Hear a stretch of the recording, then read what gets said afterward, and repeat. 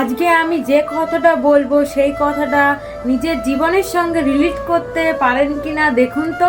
একদা একটা স্বর্ণের খণ্ড লোহার খণ্ডকে জিজ্ঞাসা করছে, আচ্ছা আমাকেও তো হাতুড়ি দিয়ে পেটানো হয় ঠিক তোমার মতন করে, তাহলে আমাকে পেটানোর সময় আমি তো এত আওয়াজ করি না, কিন্তু তোমাকে যখন হাতুড়ি দিয়ে পেটানো হয় তুমি এত আওয়াজ করো কেন? তখন লোহার খণ্ডটি স্বর্ণের খণ্ডকে হাসি মুখে বলছে, বুঝলে না তো, তোমাকে যে হাতুড়িটি দিয়ে পেটানো হয় সেটা কিন্তু লোহার, এবং আমাকে যে হাতুড়িটি দিয়ে পেটানো হয় সেটাও কিন্তু লোহার।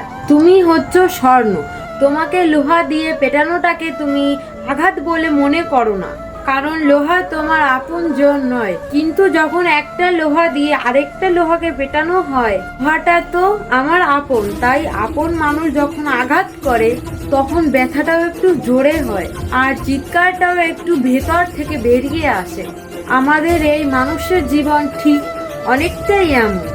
যখন বাইরের কোনো মানুষ এবং অপরিচিত কোনো মানুষ আমাদের আঘাত করে, ব্যথা দেয় এবং দুঃখ দেয় কিংবা অন্য কিছু হয়, সেই আঘাতটি আমরা অল্প কিছুদিন মনে রাখি, অল্প আঘাত পাই, কিন্তু কোনো কাছের মানুষদেরকে আমরা ভীষণ ভালোবাসি, ভীষণ আপন মানুষ, তারা যখন আঘাত করে সেই একটি আঘাত আমাদের মেনে নিতে বুক ফেটে কষ্ট বেরিয়ে আসে, কান্না বেরিয়ে যায়।